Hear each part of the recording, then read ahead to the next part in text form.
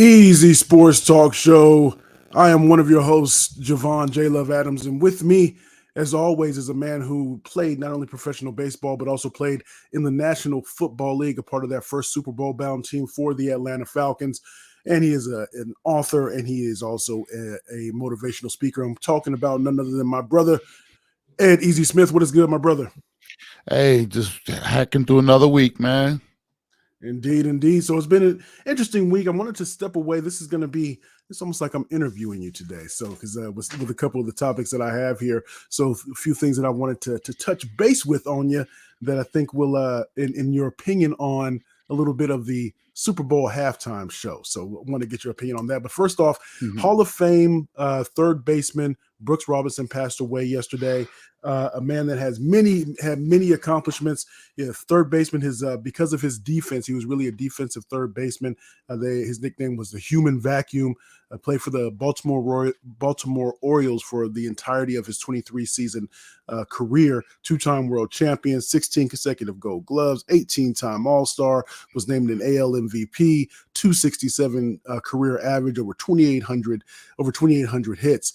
And so I don't know if I've heard of Brooks Robinson, but I never really kind of dug deep into him. I remember, you hear certain names of legends, depending on the conversations that when you're listening to radio or watching a baseball broadcast or something along those lines. Your thoughts on him? But my most specific question is: you were in your tri-state area. You were, Mr. Everything. You played baseball, you played basketball, you played football.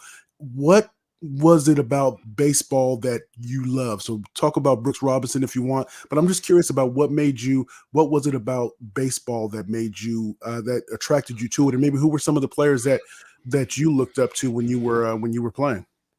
Well, it's funny. The first thing that came to my mind when I saw that Brooks Robinson passed away yesterday, my dad used to call me Brooks. Okay. When I was a kid, it's funny. I played shortstop growing up, but for some reason, that's the athlete that my dad identified me at playing out in the field. I'm not sure whether that was one of his favorites when he was growing up, and he just kind of, but he would always tell me, I had the glove like Brooks, and that stuck with me. And I remember when I got to high school, they finally moved me to third base, and that's when it really kind of hit, because my dad would come watch me play professionally, and I'd make a play out in the field, and he'd sometimes tell me, yeah, that's how Brooks used to do it. I'm like, well, I never personally got a chance to see Brooks Robinson play, but that's one person he identified me with. So always very cool to hear that, and it was sad to hear that Brooks had passed yesterday. My love for the game of baseball, I don't know where it came from. I remember the first time we moved to Browns Mills from Trenton, New Jersey, when I was 4.5 years old in the summer. I remember the first time we passed the baseball field, and it was in the sun, that very summer that I had moved to Browns Mills, and as we saw the kids out there playing, and my dad saw me get so excited in the car, we turned around and went back to the field, and we got out of the field, me, my brother, and my dad, and we stood and watched, and we were just watching the baseball. And I remember telling my dad, I want to play. And I was only, like I said, had just turned 5 years old. And he was like, well, I think it's too late now, but we'll get you in there next year. And I remember just being so anxious all the way from that summer to the very next, through fall, winter. And I remember being so excited when he finally told me that he had signed me up that following summer for baseball. And I just, that was a sport that, and we could do it with the other ones too. You know how we were back in the day, kids. We would go out and we would grab a ball, go up to the high school, to the not the junior high, but the middle school, whatever. Play basketball. We'd get kids together. We'd play football on the street, but we also played baseball in the backyard. And we were so obsessed with baseball, we used to have to keep our own stats. We had a book. We did. I used to do kind of that. I used to kind of do some of that stuff when I would play pickup basketball games. Yeah, I averaged 8 assists today. On Yeah. yeah. We had a book, and when you got a hit, you marked it in the book, and we had all these statistics and stuff like that. And I just kind of gravitated to baseball more than I did even especially football. Basketball, I think if I would have been taller or faster and quicker, to be a ball handler, a true Mhm. ball handler, I Yeah. think basketball might have been my first love, but baseball was it for me. Because that was the sport that I had all the gifts in. I felt like, and really shined in. And over the years, I didn't even play football. I played 1 year of football when I was 8. Didn't really like it that much. Left that, but I never left baseball. Baseball was always my thing. I did it, any chance I could. And when it came time, man, that was the sport that was for me. A lot of people tried to talk me into football. I even got letters for baseball, but or basketball, I should say. But football, just like I said, didn't stick with me. Baseball was that thing, man. I loved it from the time I was a little boy. I was ashamed. I was not saying I was sad when the business of the sport finally took the love from me, and I, Yeah. went the other route. But man, I always, and I sometimes feel that nostalgia. But baseball, like I said, that was my thing back in the day. It seems like because when the business side of it seems like that still has a lasting the residue of that is still there in some ways. Bitterness, When I yeah. when I hear you talk about baseball, like the love and there's that line of demarcation that seems to be there. Well, I feel like it was taken away from me for all the wrong reasons. Meaning, it was one thing if my career ended because I just didn't have the talent. The things that took the game away from me, political side of it, steroids, different things like that. That's what kind of leaves a sour taste in my mouth because I Yeah, know for a fact that I was good enough to play in the big leagues compared to a lot of guys that I saw go up the ladder. And it wasn't because of talent, it was because of all the other things, yeah. um, being drafted and traded from prospect to suspect, the steroid era, the strike situation, all those things were the things that kind of made me want to leave the game of baseball, not because I didn't have the talent to play it. That's what really irks me in the end. Now, and again, if for those listening, you can go to edsmithspeaks.com. And Ed, as I mentioned, is an author. So he has his book, Easy Does It, The Journey of a Lifetime. And so which he kind of chronicles, his journey and that from birth to up to the point of writing that book. But I'm curious, the, when you're, when you were, do you remember that first at bat when you were like your let's say the first at bat when you played varsity, or or even on the field, or maybe even the first time that you stepped into the batter's box once you were drafted and you were playing? Do you remember those moments? Do you look back on those fondly as well? Do you remember some of those things, how you Well, felt and what was going on and the grass and all that stuff? I don't remember specifically like the first time I stepped in the box. I do remember certain hits. I remember the first time I hit a home run over the fence when I was 12 years old. I think it was. Okay, you got to let me know how that feels because I've never dunked a basketball. I've made some cool passes. I've made an occasional game-winning pickup shot, right? But I've never hit a home run. What's that feeling? And I'm sure your dad was in attendance when you did that. Yeah, it was shock and surprise to be honest with you, because up until that point, I'd hit a few balls off the fence, and I was always a good hitter. I mean, I used to lay them out, but the very first time it was off my one of my good friends to this day, Bobby Drake. I took him oppo twice in a game, back to back, and I just remember the first one. It was like everybody was like, "Oh my god," because it just didn't happen. We had the fences at 225, like they are, and like I said, it was one of those things, man. It was just like I hit it. It's like, wow, that looks like it was going a little further than the other one. And it just kept on going. And then I did it again the following game. And this was in championship games, championship series. And Yeah, then the next day in the second game of the 3-game series, I took this guy, Derek Joseph, out the over left field. I yanked this one.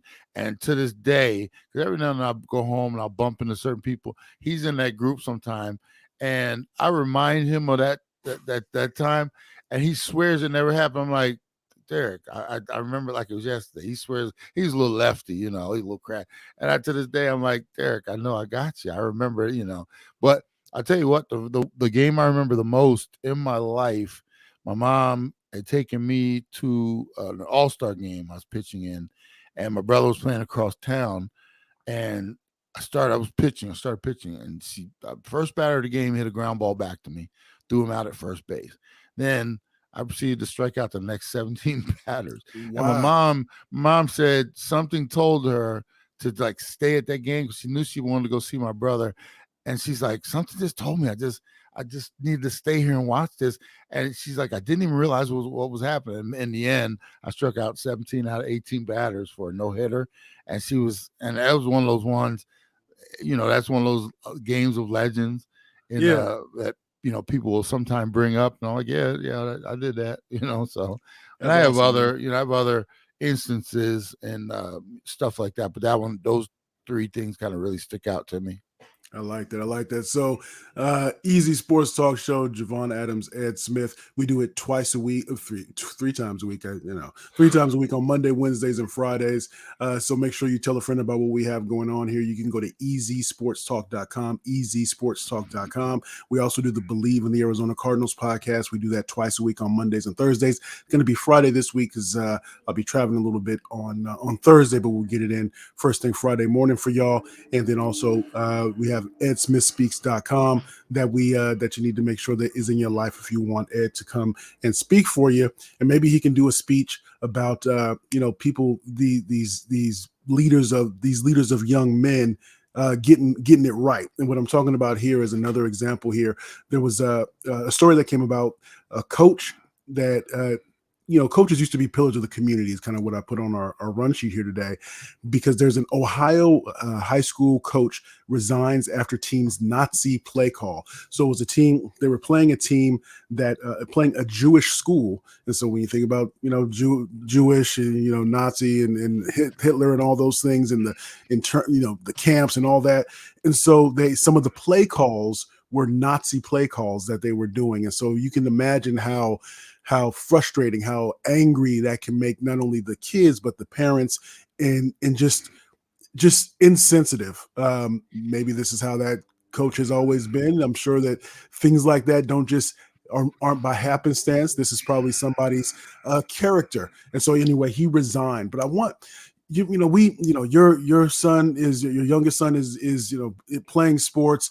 My kids played sports. Thankfully, when they were playing youth football, they were the team, their coaches, their coach, they were with the same organization all the way through, and they were men of character. The head coach was a man of character. All the coaches on the various levels, they were respectable. And when I remember when I coached on the youth level for basketball, I wanted to make sure that I was trying to pour into, trying to be a bucket filler, not a bucket dipper, so to speak, with my kids, and try to teach them sportsmanship and understand, we're going to play hard, wins or losses or whatever. Yeah, I want to win because I'm competitive, but we're going to do things the right way. And I think that, and I would like to think that hopefully that some of that rubbed off on some of those kids, and the parents could see that I wasn't some guy that was out of control or was going to be a negative influence on their child. But your thoughts on this story are just in terms of, because we see this a lot more these days, where just the competitive or just the contentious nature of parents in the stands, of coaches, just whether on high school, youth sports, college, heck, and even pro, that aren't setting the example of what you think a leader should be able to do. I just wanted to get your thoughts on it.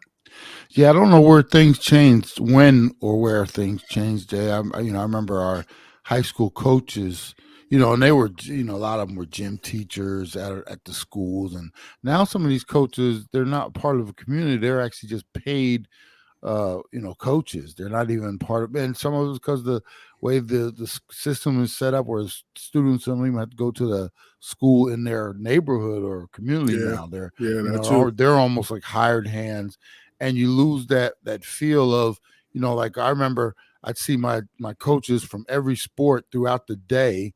whether it was, I'd see a baseball coach in football season or a football coach in baseball season. They were always there. They were always around to direct us and kind of guide us through our day and be there as part of our lives. I don't know if that's happening now. And these coaches, maybe the connection is lost. And, for something like this to happen in this day and age, I mean, like, when does stupidity become a lack of an excuse? It's Yeah. like, how dumb do you have to be to think that, hey, we're going to use this terminology and it's going to be funny and nobody's going to take offense to it. I'm not sure where the disconnect has happened, but yeah, I just don't feel that closeness that we used to have with our, like, all of my coach, some of my coaches are still alive to this day, and they follow us on the show. They reach out to us on the web, on the Facebook page when we're doing the show and stuff like that. These are men that, I mean, I hold in such high esteem, and like I said, I'm just not sure if the connection is still there. And these coaches, because it's not about the connection anymore, and it's about the money in most instances, because some of these coaches make a good, deal of money just being a coach, not even necessarily being a teacher and part of the community. And maybe that's where the disconnect is coming, because I just don't understand how stupid some of these individuals can be these days when you do stuff like that. And it's interesting because I remember the words matter and the way you treat people matters, right? And there are things that maybe somebody says to you when you're young that sticks to you. It's one of those negative things that just sticks with you, even though there's all kinds of positive things that people say to you as well. Hopefully, the positive things far outweigh the negative. But I can remember I was coaching. It was I think there was 10-year-olds, 10, 11-year-olds, whatever it was, and there was this kid that came in and he just was afraid to shoot. He was afraid to shoot. So this is basketball, afraid to shoot the ball. And I remember we were running a play and he had the ball and he had it wide open shot and he didn't take the shot. And so I stopped practice and I said, look, man, I don't care if you make it. I said, I want you to make it. I don't care if you make it. I don't care if you miss it, but I don't want you to be afraid to take that shot. Take the shot. If you miss it, we'll figure out what you can do better next time. We'll do that. But I want you to believe in yourself, right? And I, wasn't paying too much attention to it, but I want to try to build them up, because it doesn't matter if it's basketball or if it's a math assignment or a science assignment. But but know that you can do it. Try it. You might fail, but that's okay. We learn as we go. So we were in a game that the following on that upcoming weekend. Same thing. He has a wide open shot, takes the shot, makes it. You would have thought we won the championship. I jumped up so high and I was so happy. And he turned, he looked at me and he smiled. Those are the things that a coach can do that and then the negative side as well. If you have coaches that are really trying to build a negative energy, negative culture, where they're cheap shotting after the whistle, or where they're encouraging all the trash talk and all those things, that's what a coach can influence as well. And I think it's important that to not just have your Johnny or your Johnny or your Jenny playing on these teams because of the wins that they can amass, but it's also what they're learning when they're in those environments as well. Yeah, and I look back, and some of my fondest moments are, the coaches that encouraged me, and not just because I was a great athlete, because they thought enough of me as a young man. And and they also looked after the great ones, look after the kids that aren't the stars on the team as well. And that's Yeah. what you did in that instance. I can't say enough how, and whenever I see my coaches, Coach Brower, Coach Mills, Coach Engling, these dudes, and a plethora of others. But whenever I see these dudes, man, it's like, I just got to give them a hug. One of the coolest things I got to do a few years ago was, because I played in the Super Bowl, they gave each of us a ball. I have one here in the house that we were able to dedicate to our high school. So it was a golden football, and I got to go back, and the coaches that really meant something to me, they all came back and were part of that ceremony at the high school, in the gym and on the field on the game on Saturday. And that just means so much to me that I still have that relationship with those gentlemen, and how much they think of me as well. And it always strikes me how your fondness of Coach Reeves, when you Oh talk about God, him yeah. and how and what even though hardline stands on certain things. Sorry, Ed, I gotta find you. This is what I gotta do. You might not love him in that particular moment, but you still respect him because of his consistency and what he does to treat you as an equal based upon your merit. And here's what the rules are. I'm gonna hug you. I'm gonna love you up, but make sure you pay that fine too, dog. Yeah, and that was cool to have that type of love for a coach at the professional level. That is so odd, man, because that's it's all about business performance, et cetera, et Yeah. cetera. And some of those coaches, they could care less about you personally, but Coach Reeves did, and that was like having a high school coach. He was like having a high school coach. You felt that kind of endearment toward him, and you didn't want to disappoint him. And we'll talk about something on Saturday. I think about the way the Denver Broncos quit on Sean Payton. Yeah, man. That was a sense of them showing him what they really felt about him, because Yeah. you don't do that. Like for if that something like that was happening on the team I was playing with, and they would say it was a team that Coach Reeves was coaching, I would have been the one to say, look, I don't know, and I'm not even a star of the team. I would have put everybody on front because we can't embarrass this man for what he's done for us, but if you don't care, you just don't care because you don't care about embarrassing that dude because that you don't have that love for him. So that said a lot to me. The fact that they just laid down and could care less about that performance. Easy Sports Talk, the Easy Sports Talk show. So leave me with this. So do you remember when you were playing in the Super Bowl what the halftime show was? Do you remember? I remember I remember the um, uh, national anthem for the Okay. halftime show. Who was Golly, that national was anthem? great. Who was that? Who did national anthem? Share. We had Okay. Share. And Oh, I oh, was, bruh, man, wow. see, I I was mean, about, all right, I was, hey, but imagine this, bro. I was right near the 50-yard line when they were doing the anthem. So I was probably about 20, maybe 15, 20 yards from her. Yeah, And when she hit that last note and those jets came over the top, bruh, yeah. the heart could have jumped out of my chest. Okay. I would have rather had Whitney, but Cher did quite a good job. So Prince. I think Prince did a really good job. I was geeked. I was so geeked that I ended up getting way too drunk for the G Funk halftime show. But Usher has been named as the Super Bowl halftime performer. There are a lot of folks that some folks. It's what does Bomani Jones say? Kind of two Americas, right? You got the two Americas because some people were hoping that Taylor Swift turned it down. So I know who Taylor Swift is, but I don't really know her songs except for maybe one song. So because I'm not in that universe, that world, I just don't listen to that stuff, right? But I would never say that she doesn't have enough songs to be able to carry, let's say, a halftime show. There were people saying that Usher is a one-hit wonder and that doesn't have enough. Usher got a catalog, dog. I was sitting here with, Yeah. with my wife just the other day, the day after it was announced, and I was just going through and we were just playing stuff. Oh, he could do that one. He could do this one too. He could do this one. He could do that one. Okay, Mm-hmm. if he wants to go super pop, he could do this one.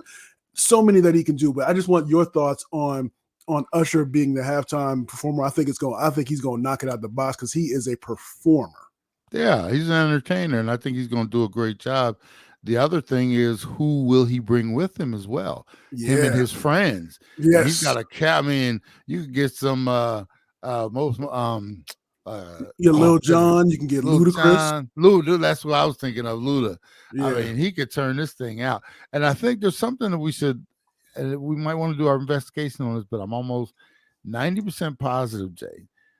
When they get these entertainers to do the show, they're Mhm. not paying the entertainers to No, do the they're not. show. What you're The hoping entertain back in the day when they were still most of the album sales were based upon physical sales, you would see mm-hmm. an increase in your sales. Your sales would go through the roof because people were saying, "Ooh, Yeah. I didn't know that artist," or "Man, I need to go and repurchase some of that person's catalog." Mm-hmm. Now the streams go up, and you need a whole lot of streams in order to be able to make it worth your while. But still, it's he's in Vegas in his residency, so that may be able to help with continue to having that sold out. So there are different benefits that can come from it. But you're right.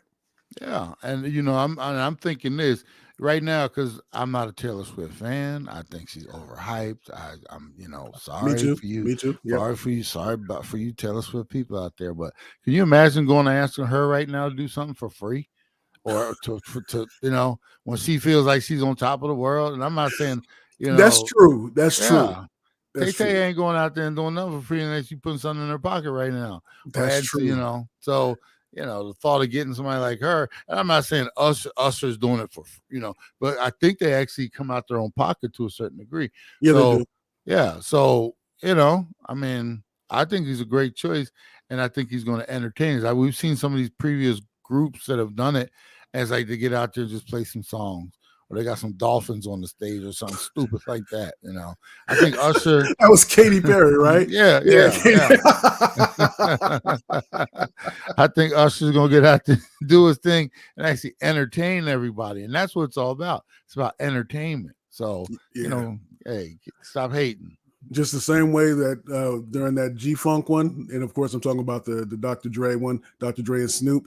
There was I know that there was so many black folk just around that television because it was like that at my house, and before I ended up passing out, I did enjoy it, and I know it's going to be the same when it comes to Usher this time around as well with women and shoot men alike, men and women just going to be chilling, just waiting for what song is he going to play next. So it should be real Yeah, cool. and for anybody, like I said, instead of like hating on the man, go check like you did. Check out the catalog. Go ahead and pull Man. up and listen. I bet you'll be bobbing your head while you're sitting there going through all the stuff. Indeed, indeed. So that on behalf of the one and only Ed Smith, I am Javon Adams, the Easy Sports Talk Show. We do it again 3 times a week, Monday, Wednesday, and Friday.